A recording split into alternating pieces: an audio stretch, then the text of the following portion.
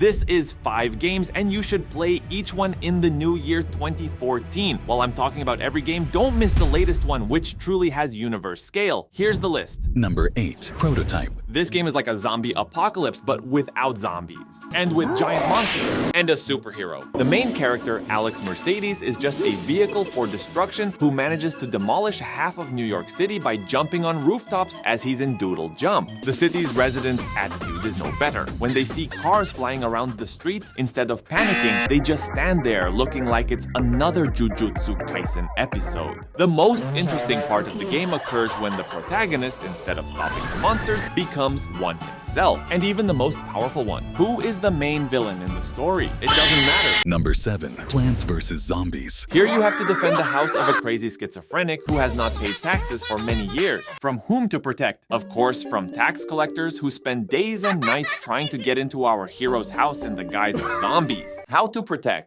With the illusions of a crazy old man with a pan on his head, where his plants have gained intelligence and abilities and can quite stand up for themselves and their owner. However, Dave, that's the name of our hero, did not plant any plants and he doesn't have them at all. The house, by the way, is not his either. Number 6. Age of Empires. The game takes place in the time of ancient civilizations, and it teaches you that all problems in the world can be solved if you have enough resources and an army. The plot is filled with battles, strategies, alliances, and important decisions that allow the player to relive historical events and do everything possible to win. It's a shame that the game was created in the Mesozoic. All information about this game comes down to us in the form of stone slabs where dinosaurs wrote. Translating one plate takes 251 million years, and there are more than 3 billion of them in total. Number 5. Prince of Persia. World of Ancient Persia. The main character of the game is a young prince who can surprise anyone to death with his parkour skills. Our hero forgets that in some situations, it would be easier to take a sword and kill the enemy rather than jump and climb all the ledges like a monkey. Explore the ancient world of Persia, fight against the ugly bastards, and save the kingdom from a terrible threat using the power of time transformation. Save Rapunzel, the Little Mermaid, and Snow White from 7 evil dwarves.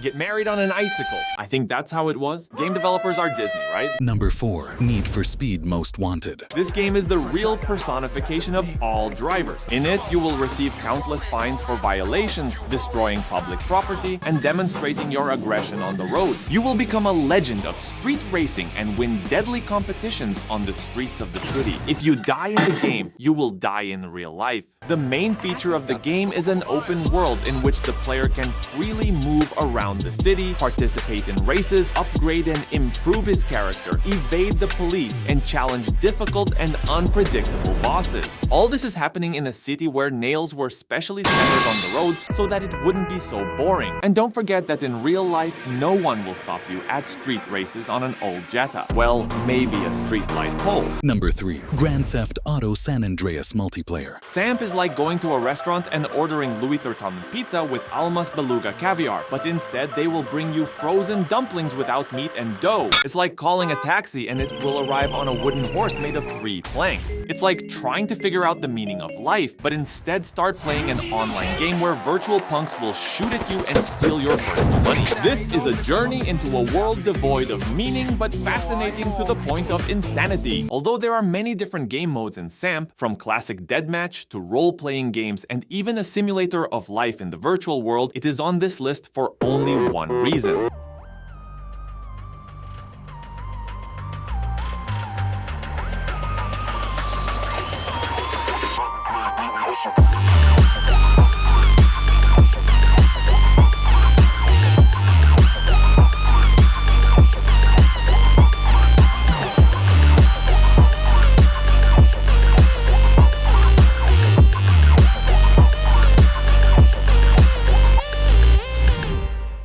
Number 2. Counter-Strike Source. This game is like trying to fall asleep on a nut. You just waste your time and effort, but you don't get anything. The actions take place in a world where terrorists and counter-terrorists are fighting for something. Most likely for the last cup of frozen dumplings without meat and dough. Playing CS Source is like trying to walk up a ladder made of vaping smoke. Only in this kind of games you can destroy the enemy team, like taking candy from a baby, but a second before victory with a score of 15-0, your opponent, after watching enough motivational videos for the whole match while they were losing, decide to believe in themselves, open all the chakras, and simply destroy you in just a couple of minutes. Wonderful feeling. Honorable mention.